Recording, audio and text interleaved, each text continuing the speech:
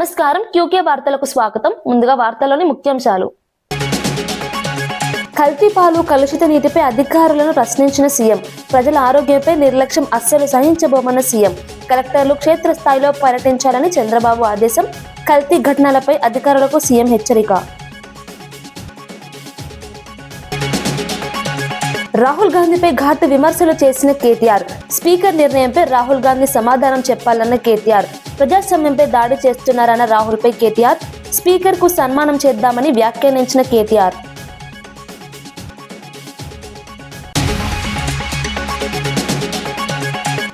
చంద్రబాబు అప్పులపై సిఏజీ లెక్కలే సాక్ష్యాలన్న జగన్. భారీ అప్పులతో రాష్ట్రాన్ని అప్పుల పాలు చేశారన్న జగన్. కోవిడ్ సమయంలోనూ హామీలు అమలు చేశామన్న జగన్. ప్రభుత్వ ఆర్థిక విధానాలపై ప్రజలు ఆలోచించాలన్న జగన్. కాంగ్రెస్ ప్రభుత్వం దోపిడీ చేస్తుందన్న శ్రావణ్ దాసోజు. మైనింగ్ అక్రమాలపై ప్రభుత్వంపై దాసోజు ఆరోపణలు. వనరులను దోచుకుంటున్నారన్న ఎమ్మెల్సీ దాసోజు. అక్రమ మైనింగ్పై ప్రభుత్వాన్ని నిలదీసిన దాసోజు.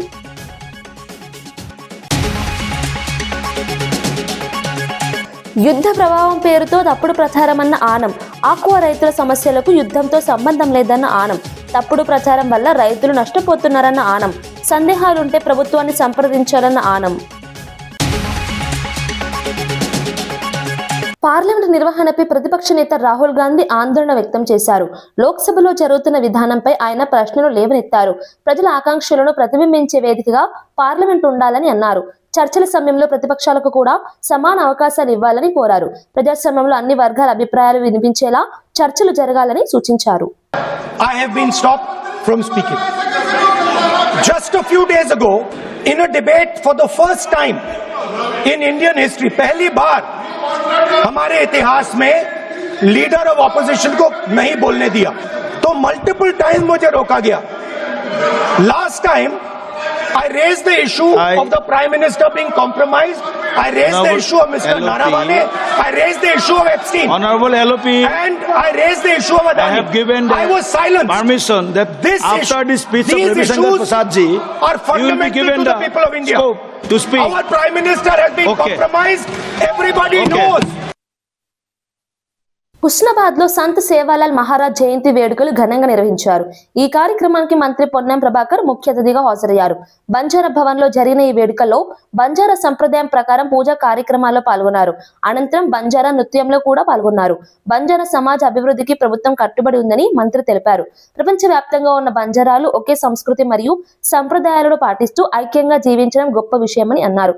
వచ్చే సంవత్సరం నుంచి సంత్ సేవాలాల్ జయంతిని ప్రభుత్వ పరంగా మరింత ఘనంగా నిర్వహిస్తామని చెప్పారు. అదే క్రమంలో మన ప్రజాపాలన ప్రగతి ప్రణాళిక అనే కార్యక్రమంలో భాగంగా వాటి వల్ల నష్టాలకు సంబంధించి కానీ ఏదైతే పట్టణాన్ని డెవలప్మెంట్ చేసే దానిలో కనీస మౌలిక సదుపాయాలకు సంబంధించి అన్ని అంశాలు సమస్యలు ఒకేసారి తీరవు. కొంత డబ్బుతో కూడుకున్న అంశాల పట్ల మనం కొంత అవగాహన చేసుకొని ఇక ముందు కూడా ఎన్నికైన బాడీ సందర్భంగా నా తరఫు నుంచి జిల్లా యంత్రాంగం తరఫు నుంచి అందరికీ నా తరఫు నుంచి శుభాకాంక్షలు. ఇది మీ యొక్క ప్రజా సేవలో ప్రస్తావనలో మొదటి మున్సిపల్ బోర్డ్ మీటింగ్. ఈ బోర్డ్ మీటింగ్ బడ్జెట్ అప్రూవల్తో మొదలై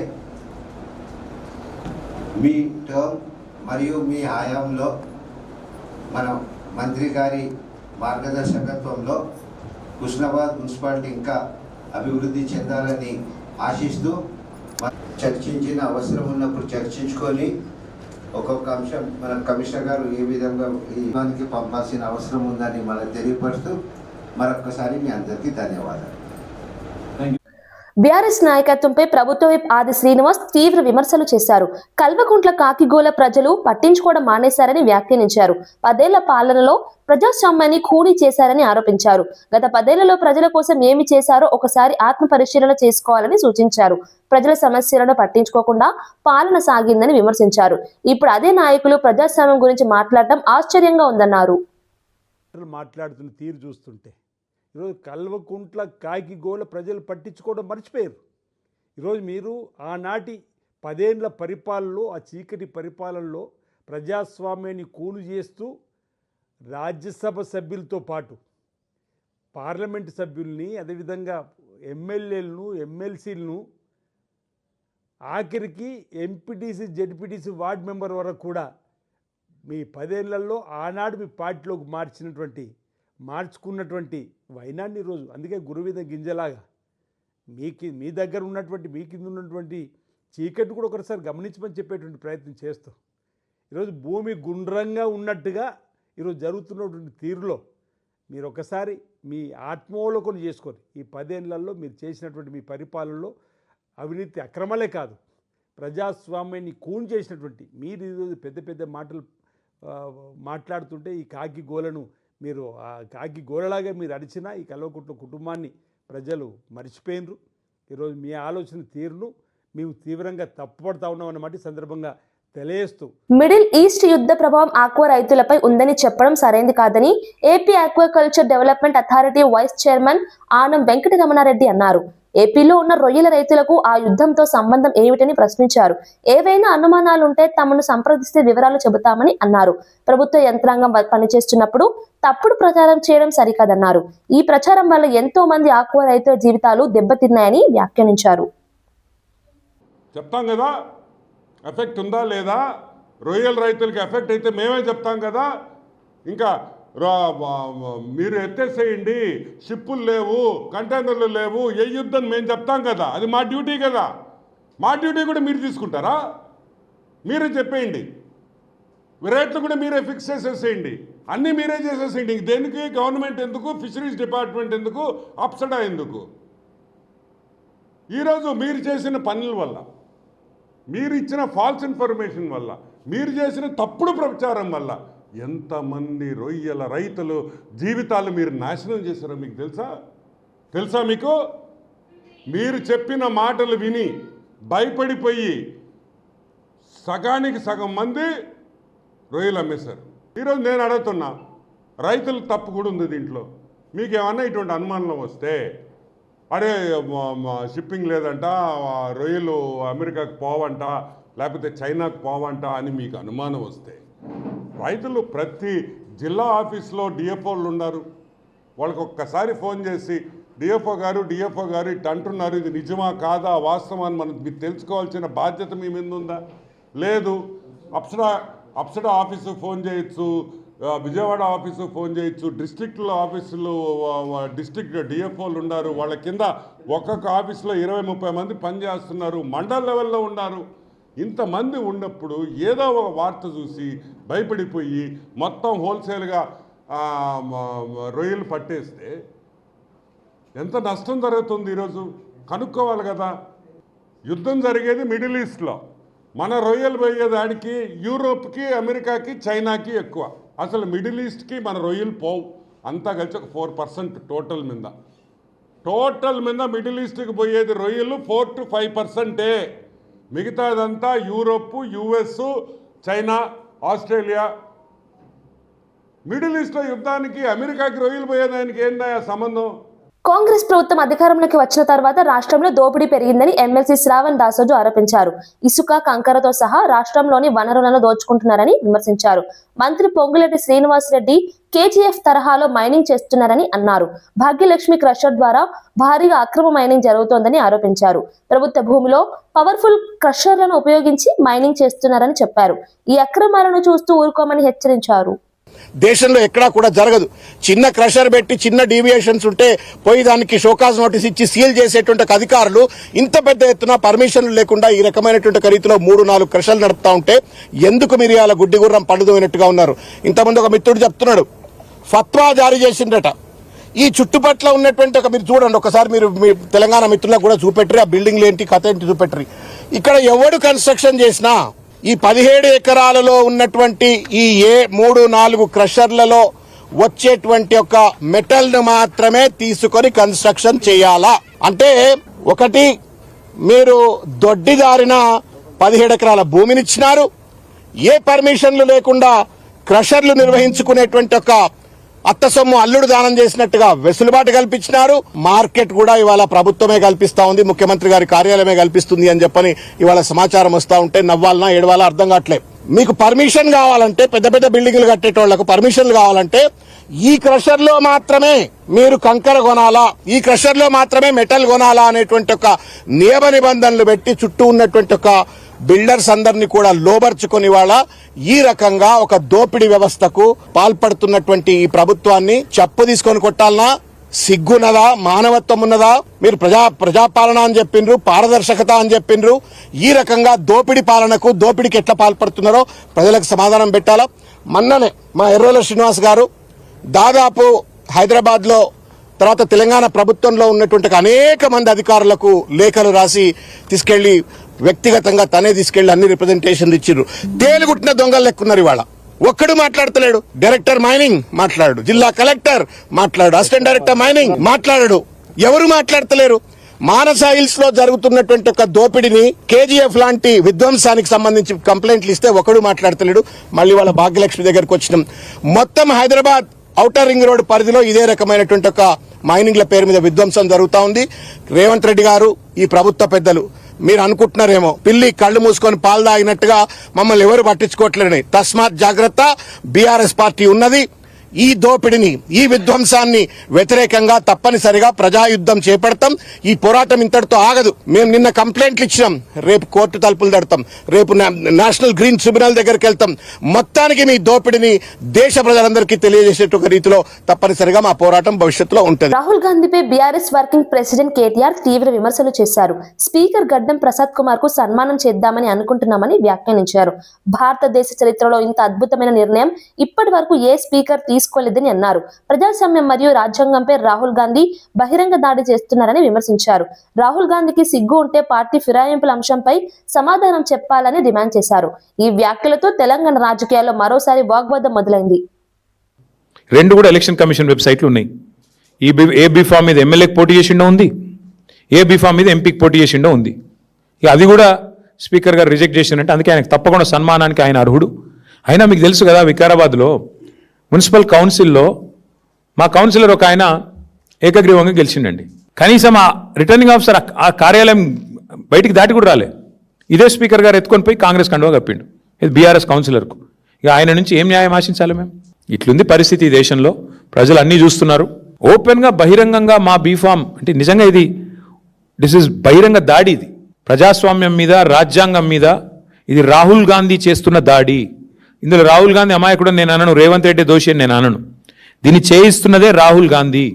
ఏ రాహుల్ గాంధీ అయితే రాజ్యాంగం పట్టుకొని పోజులు కొడతాడో, డైలాగులు కొడతాడో, యాంటీ డిఫెక్షన్ లా తెస్తా అని చెప్పి తుక్కుగూడలో తుక్కు డైలాగులు కొట్టిండో అదే రాహుల్ గాంధీ బుద్ధి తక్కువ పని ఇది. ఆ రాహుల్ గాంధీకి ఏమైనా సిగ్గు లజ్జ ఉంటే ఆయన సమాధానం చెప్పాలి. ఒక పార్టీ బీఫామ్ మీద గెలిచి ఇంకో పార్టీ బీఫామ్ మీద ఎంపీకి పోటీ చేసినోడు డిస్క్వాలిఫై కాకుండా ఎట్లుంటాడండి? మీరే చెప్తారు కదా, యాంటీ డిఫెక్షన్ లాని సమర్థవంతంగా అమలు చేస్తాం, మేము వెంటనే 10 రోజుల్లో ఆటోమేటిక్ డిస్క్వాలిఫికేషన్ చేస్తామని చెప్పారు రాహుల్ గాంధీ గారు. రేవంత్ రెడ్డి గారు ఏం చెప్పారు? పార్టీ మారిన వాళ్ళని రాళ్లతో కొట్టి చంపమన్నాడు. ఇప్పుడు ఎవరిని కొట్టాలా? రాళ్లతో రాహుల్ గాంధీని కొట్టాలనా, రేవంత్ రెడ్డిని కొట్టాలనా? అంటే ఇంత సిగ్గు లేకుండా, ఎవరేమనుకుంటారో అనే కనీస ఆలోచన లేకుండా మరి ఇంత నిర్లజ్జగా వ్యవహారం చేస్తున్నందుకు వారికి సన్మానం చేద్దాం అనుకుంటున్నాం. వారు ఒప్పుకుంటే నిజాం కాలేజీలో మంచి మైదానం ఉందాడ, వస్తే మంచి సన్మానం చేస్తాం అందరం వచ్చి. ఎప్స్టీన్ ఫైల్స్ లో బయటపడుతున్న వివరాలపై మంత్రి సీతక్క తీవ్ర ఆవేదన వ్యక్తం చేశారు. ఆ వివరాలు చూస్తుంటే అన్నం కూడా తినబుద్ధి కావడం లేదని అన్నారు. మహిళలపై జరిగిన దారుణాలు సమాజాన్ని కలిచివేస్తున్నాయని వ్యాఖ్యానించారు. మన దేశంలోని పెద్దలు కూడా ఆడపిల్లల శరీరాలను వాడుకోవడం దుర్మార్గమని విమర్శించారు. ఈ అకృత్యాలను దాచడానికి అమెరికాతో రకరకాల ఒప్పందాలు చేస్తున్నారని ఆరోపించారు. మహిళల భద్రతపై ప్రపంచవ్యాప్తంగా చర్చ జరగాల్సిన అవసరం ఉందన్నారు. ఈ ఘటనలు మానవతను ప్రశ్నించేలా ఉన్నాయని అన్నారు. చైర్ను కూడా లాగేసుకున్నారు తెలంగాణ ఇచ్చిన వెంటనే. ఫస్ట్ దానికి క్షమాపణ చెప్పి నువ్వు ఇది మాట్లాడితే నిజంగా నిన్ను ప్రజలు ఏదన్నా ఓకే బెటర్ అని అనుకుంటారేమో, కానీ బంగాళాఖాతంలో మిమ్మల్ని కలిపేసిర్రు. మేము ఎవరిని ఎక్కడా తీసుకొని వాళ్ళ మీద ఆజమాయిషి చెలాయించట్లేదు. ఈరోజు మీరే అన్నారు కదా, అభివృద్ధి కోసమే వస్తున్నారు. అంటే నీ గవర్నమెంట్ ఉంటేనేమో అభివృద్ధి కోసం, ఇతర గవర్నమెంట్లు ఉన్నప్పుడు ఇతర పార్టీలలో పోతేనేమో అది ఏది రాజ్యాంగం కూల్చేయడము, లేకుంటే సిగ్గు చేయడం, అది ఏదేదో మాట్లాడుతుంటారు. మాట్లాడే ముందు ఫస్ట్ నువ్వేం చేసిన 10 సంవత్సరాలు ఇతర పార్టీల పట్ల అనేది ఒక్క సర్పంచ్ని కూడా ఉండనియలేదు వీళ్ళు. సర్పంచ్ను, ఎంపీటీసీలను, వార్డు మెంబర్లను ఒక వేటాడినట్టు వేటాడి తీసుకున్న చరిత్ర మీకు మాట్లాడే అర్హత ఉందా ఈ ఈ ఈ ఫిరాయింపుల మీద నేను అడుగుతున్నా. ఈ 10 మంది ఎమ్మెల్యేలు బీఆర్ఎస్ కండువాలు కప్పుకొని రేపు అసెంబ్లీలో 16 నుంచి ఉంటారనుకోవచ్చు. అది వాళ్ళ ఇష్టము. ఇవాళ ఏ కండువ కప్పుకుంటారు, ఏ పార్టీలు ఉన్నారు, ఏ గెలిచిరు అనేది వాళ్ళ ఇష్టము. అది రాజ్యాంగ పరంగా యాజ్ పర్ రూల్ ప్రకారంగా కోర్టులో ఉంది, స్పీకర్ దగ్గర ఉంది, అది జరుగుతుంటుంది. కాబట్టి నేను అనేది ఫస్ట్ కోర్టుకు పోవడము, అసలు నువ్వేదో నీతివంతుని లెక్క కోర్టుకి ఎట్లా పోయినావని నేను అడుగుతున్నాను. 10 ఏళ్ళు మొత్తం నేను చెప్తున్నా కదా, వార్డు మెంబర్ని కూడా వదలలేదు వాళ్ళు. గెలిచినటువంటి ప్రతి ప్రజాప్రతినిధి లాగేసుకున్నారు. ఫస్ట్ కొత్త చరిత్ర అని చెప్పి ఇతర పార్టీలను మూసేసి పార్టీలు విలీనమని చెప్పారు. డైరెక్ట్ ఇప్పుడు తలసాని శ్రీనివాస్ యాదవ్ను కండువకప్పుడు ఆలస్యం తీసుకుపోయి మంత్రిగా మరి సబితా ఇంద్రారెడ్డి వాళ్ళు పోయి ఎంత ఘోరం అంటే, ఈ పార్టీ ఫిరాయించిన వాళ్ళు పోయి మళ్ళీ గవర్నర్ దగ్గర, రాష్ట్రపతి దగ్గర, లేదా అసెంబ్లీలో పోడియం దగ్గర వచ్చి వాళ్ళ మీద చర్యలు తీసుకోమంటారు. ఇది ఇంతకంటే నీతిమాలిన చర్య ఇంకొకటి లేదు. రాష్ట్రంలో చోటు చేసుకున్న పలు ఘటనలపై సీఎం చంద్రబాబు స్పందించారు. శ్రీకాకుళంలో డయేరియా, రాజమండ్రిలో కల్తీపాలు, వేట్లపాలెంలో బాణసంచ ఘటనలు బాధాకరమని అన్నారు. నీరు కలుషితం అవుతుంటే, పాలు కల్తీ అవుతుంటే ఆయా శాఖలు ఏమి చేస్తున్నారని ప్రశ్నించారు. ప్రజల ఆరోగ్యంతో సంబంధం ఉన్న అంశాల్లో నిర్లక్ష్యం అస్సలు సహించబోమన్నారు. జిల్లాల కలెక్టర్లు కనీసం 8 రోజులు క్షేత్రస్థాయిలో పర్యటించాలని సూచించారు. సమస్యలను ప్రత్యక్షంగా పరిశీలించి వెంటనే చర్యలు తీసుకోవాలని ఆదేశించారు. ప్రజల ఆరోగ్యం మరియు భద్రతపై అధికారులు ప్రత్యేక దృష్టి పెట్టాలని సీఎం స్పష్టం చేశారు. నేను చూసిన తర్వాత చాలా బాధేస్తుంది. Somewhere we are missing, we cannot miss it. అందుకే నేను చెప్తున్నా, ఈరోజు చాలా కఠినంగా ఉంటాం. ప్రజల ప్రాణాలపైన లెక్క లేకుండా కొంతమంది బిహేవ్ చేస్తే అలాంటి వాళ్ళని అప్రమత్తంగా ఉండే స్వార్థం ఎప్పుడూ సమాజంలో ఉంటుంది. అవకాశాలు ఎట్లయితే ఉన్నాయో ఛాలెంజెస్ కూడా వస్తూ ఉంటాయి. మనం ఫ్రీగా ఉన్నామంటే ఉదాసీనత వల్ల అడ్మినిస్ట్రేషన్ కింది వాళ్ళు కొంతమంది స్వార్థపరులు వచ్చి ఇవన్నీ చేసే పరిస్థితి వస్తుంది. ఈరోజు water contamination, is it not our responsibility? 3, food adulteration, what safety, food safety department is doing. 3వది ఈ బాణసంచాలు, ఇవన్నీ కూడా ఎక్స్ప్లోజివ్ ఉన్నప్పుడు what are all the safety measures we are taking? It is not on paper. I want to be very clear, will redefine all these things. It cannot happen. Anybody will commit. Failure ఉంటే concern officers పైన, ప్రజలు కూడా పిచ్చిగా చేస్తే వాళ్ళపైన కూడా కఠినంగా యాక్షన్లు తీసుకుంటే తప్ప ఏ కొద్ది మంది స్వార్థం కోసం సమాజంలో ఇలాంటి జరగడానికి వీలు లేదు. అందుకే నేను ఒకటే చెప్తున్నా, all collectors minimum 8 days in a month you must be in field. Then only you will have a grip. ఇప్పుడు నవేడేస్ మీ కంప్యూటర్ ఇప్పుడు పెట్టుకుంటే ఎక్కడికి పోయినా మీకు సేమ్ థింగ్. 8 days ఫీల్డ్ లో ఉండాలి, ప్రజల్ని ప్రిపేర్ చేయాలి, అధికార యంత్రాంగాన్ని అప్రమత్తం చేయాలి. వెలుగుమట్ల ఘటనపై బీఎస్పీ నాయకుడు ఆర్ఎస్ ప్రవీణ్ కుమార్ తీవ్ర వ్యాఖ్యలు చేశారు. మహాత్మా గాంధీ మనవడు తుషార్ గాంధీ విగ్రహం అవసరం లేదని చెప్పినా ప్రభుత్వం పట్టించుకోలేదని అన్నారు. పేదల ఇళ్లను కూల్చివేయడం అన్యాయమని విమర్శించారు. వెలుగుమట్ల గాజాగా మారిందని, రేపు తెలంగాణ మొత్తం గాజాగా మారే ప్రమాదం ఉందని వ్యాఖ్యానించారు. రాజేంద్రనగర్, మానస హిల్స్ ప్రాంతంలో అనుమతులు లేకుండా కొండలను తవ్వుతున్నారని ఆరోపించారు.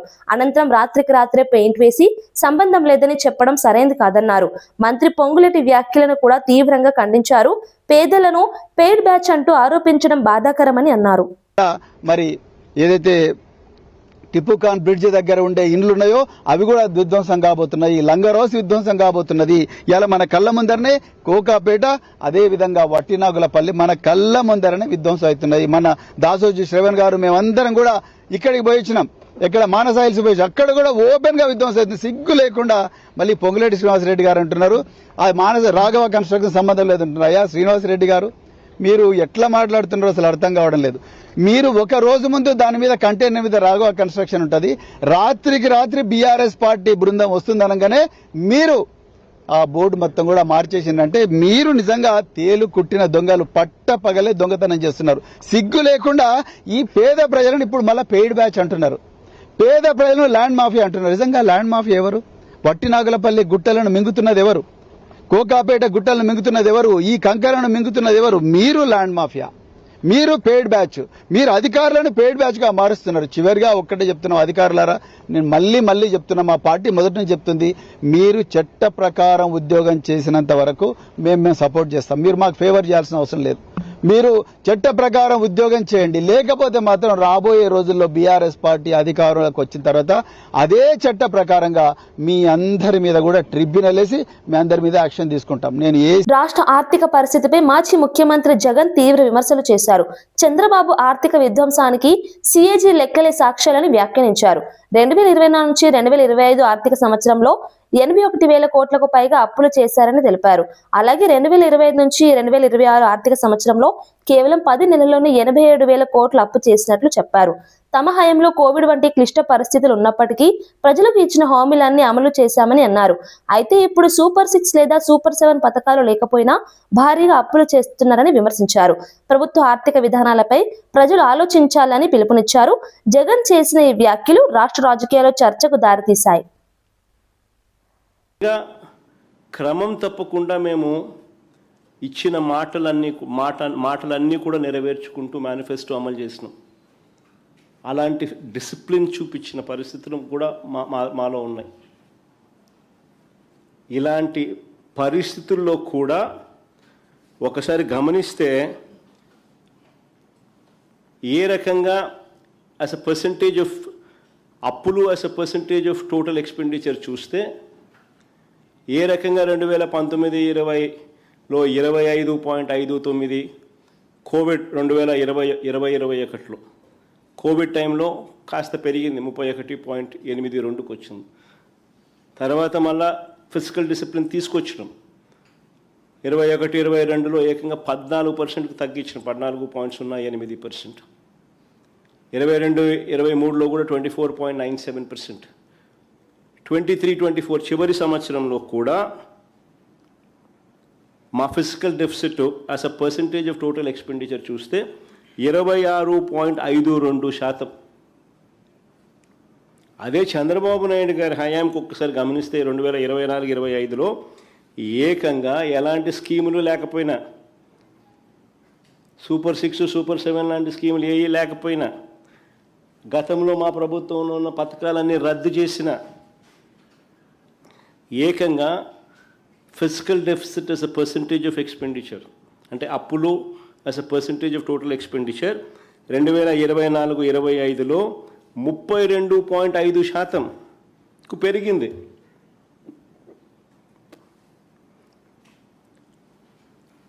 ఇంకా ఈ సంవత్సరం 2025-26 మొదటి 10 నెలలు కూడా తీసుకుంటే అక్కడ కూడా అప్పులు as a percentage of total expenditure చూస్తే 39.74%కి ఎగబాకింది.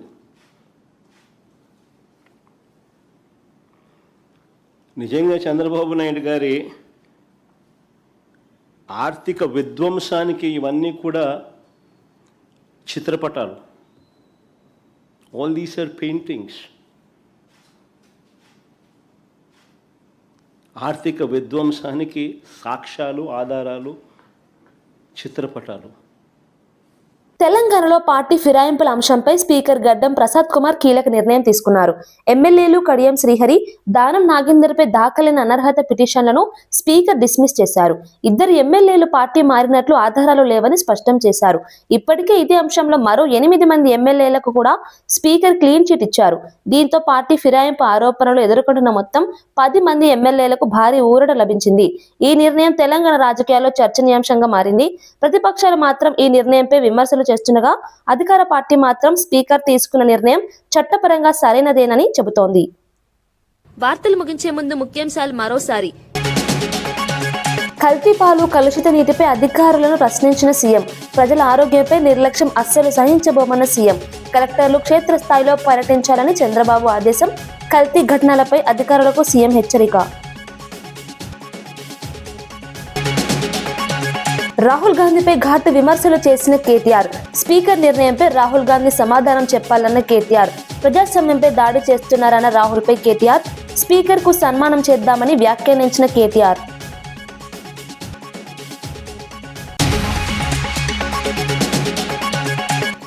చంద్రబాబు అప్పులపై సిఏజీ లెక్కలే సాక్ష్యాలన్న జగన్. భారీ అప్పులతో రాష్ట్రాన్ని అప్పుల పాలు చేశారన్న జగన్. కోవిడ్ సమయంలోనూ హామీలు అమలు చేశామన్న జగన్. ప్రభుత్వ ఆర్థిక విధానాలపై ప్రజలు ఆలోచించాలన్న జగన్. కాంగ్రెస్ ప్రభుత్వం దోపిడీ చేస్తుందన్న శ్రావణ్ దాసోజు. మైనింగ్ అక్రమాలపై ప్రభుత్వంపై దాసోజు ఆరోపణలు. వనరులను దోచుకుంటున్నారన్న ఎమ్మెల్సీ దాసోజు. అక్రమ మైనింగ్పై ప్రభుత్వాన్ని నిలదీసిన దాసోజు.